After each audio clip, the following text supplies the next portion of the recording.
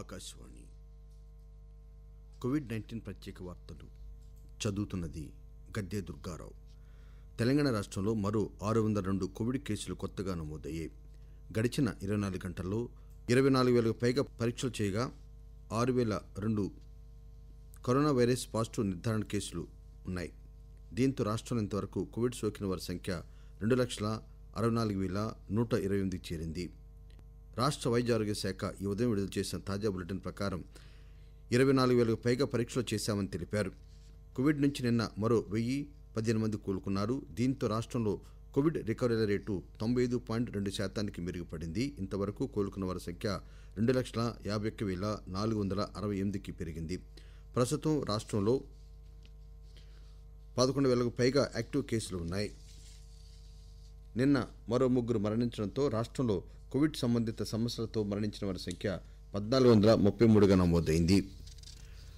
దేశంలో గడిచిన 24 గంటల్లో కొత్తగా 44,059 కరోనా పాజిటివ్ కేసులు నిర్ధారణ అయ్యాయని కేంద్ర కుటుంబ ఆరోగ్య సంక్షేమ శాఖ తెలిపింది. మరో 511 మంది కరోనాతో చనిపోయారు. దీంతో ఇప్పటి వరకు 1,33,738 మంది కరోనాతో చనిపోయారు. మరో వంక అదే సమయంలో 41,024 మంది కరోనా నుంచి కోలుకుని డిశ్చార్జ్ అయ్యారు.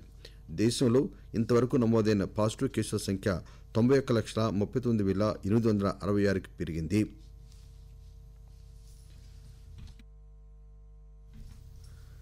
దేశంలో కోవిడ్ సెకండ్ వేవ్ వచ్చే ప్రమాదం ఉందన్న హెచ్చరికల నేపథ్యంలో రాష్ట్రాలు ముందు జాగ్రత్త చర్యలకు సిద్దమవుతున్నాయి.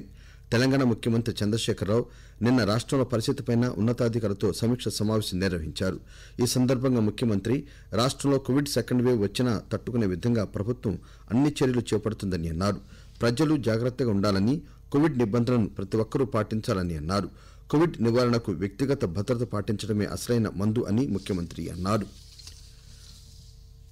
ఆంధ్రప్రదేశ్లో గడిచిన 24 గంటల్లో 71,913 నమూనాలను పరీక్షించగా 1,121 మందికి కరోనా పాజిటివ్గా నిర్ధారణ అయింది.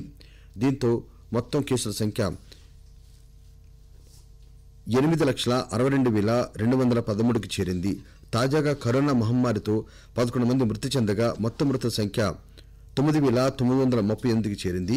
గడిచిన 24 గంటల్లో 1,631 మంది కరోనా నుంచి కోలుకున్నారు. ఇంతవరకు మొత్తం 8,40,026 మంది కోలుకున్నట్లు రాష్ట్ర వైద్య ఆరోగ్య శాఖ తాజా బులెటిన్లో తెలియజేసింది.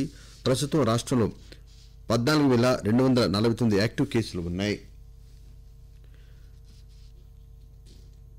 జాతిపిత మహాత్మాగాంధీ ముని మనవడు సతీష్ దుపేలియా కరోనాతో కన్నుమూశారు. దక్షిణాఫ్రికాలోని జోహాన్స్బర్గ్లో గత నెల రోజులుగా కరోనా సంబంధిత సమస్యలకు చికిత్స పొందుతున్న సతీష్ నిన్న మరణించారని ఆయన సోదరి ఉమా దుపేరియీ మేస్త్రి ధృవీకరించారు.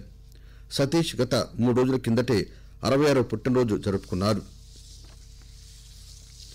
ఉత్తరాఖండ్ గవర్నర్ బేబీ రాణి మౌర్యకు కరోనా పాజిటివ్ నిర్ధారణ అయింది. ఈ విషయాన్ని ఆమె ట్విట్టర్ ద్వారా ధృవీకరించారు. తనకు కరోనా పాజిటివ్ నిర్ధారణ అయిందని, ప్రస్తుతం ఎలాంటి సమస్యలు లేవని, వైద్యుల సూచన మేరకు సెల్ఫ్ ఐసోలేషన్లో ఉన్నట్లు పేర్కొన్నారు. గత కొద్ది రోజులుగా తనను కలిసిన వారంతా ప్రతి ఒక్కరూ కోవిడ్ పరీక్షలు చేయించుకోవాలని ఆమె కోరారు. కరోనా కారణంగా నష్టపోయిన తెలుగు సినీ పరిశ్రమను కాపాడుకోవడానికి అవసరమైన అన్ని చర్యలు తీసుకుంటామని ముఖ్యమంత్రి చంద్రశేఖరరావు ప్రకటించారు. కోవిడ్ కారణంగా షూటింగులు ఆగిపోయి థియేటర్లు మూసివేయడం వల్ల పరిశ్రమకు, కార్మికులకు జరిగిన నష్టం నుంచి కోలుకోవడానికి ప్రభుత్వ పరంగా రాయితీలు, మినహాయింపులు ఇవ్వనున్నట్లు ముఖ్యమంత్రి వెల్లడించారు. చిత్ర పరిశ్రమకు చెందిన పలువురు ప్రముఖులు ప్రగతి భవన్లో ముఖ్యమంత్రితో సమావేశమయ్యారు. కోవిడ్ కారణంగా జరిగిన నష్టాన్ని వివరించారు. ప్రభుత్వ పరంగా ఆదుకోవాలని కోరారు. దీనికి ముఖ్యమంత్రి సానుకూలంగా స్పందించారు. కోవిడ్ నేపథ్యంలో జేఎన్టీయూ పరిధిలో BTech second, third, final year semester పరీక్షలను విద్యార్థుల నివాస సమీప కాలేజీలో నిర్వహిస్తున్నామని university registrar professor Manzoor Hussain తెలిపారు. ఈ పరీక్షలు ఈ నెలాఖరు వరకు పూర్తవుతాయని, వచ్చే జనవరిలో కొత్త సెమిస్టర్ పరీక్షలు ప్రారంభమవుతాయని చెప్పారు. అలాగే రాష్ట్రంలో డిసెంబర్ 1 నుంచి బీటెక్ మొదటి సంవత్సరం తరగతులు ప్రారంభమవుతాయని ఆయన తెలిపారు. ప్రస్తుత విద్యా సంవత్సరానికి సంబంధించి ఇంజనీరింగ్ అడ్మిషన్ల ప్రక్రియ ఈ నెలాఖరు వరకు ముగియనుంది. దీంతో ఫస్ట్ ఇయర్ తరగతులను వచ్చే నెల 1 నుంచి ప్రారంభిస్తామని రిజిస్ట్రార్ ఒక ప్రకటనలో పేర్కొన్నారు. ఆకాశవాణి కోవిడ్-19 ప్రత్యేక వార్తలు ఇంతటితో సమాప్తం.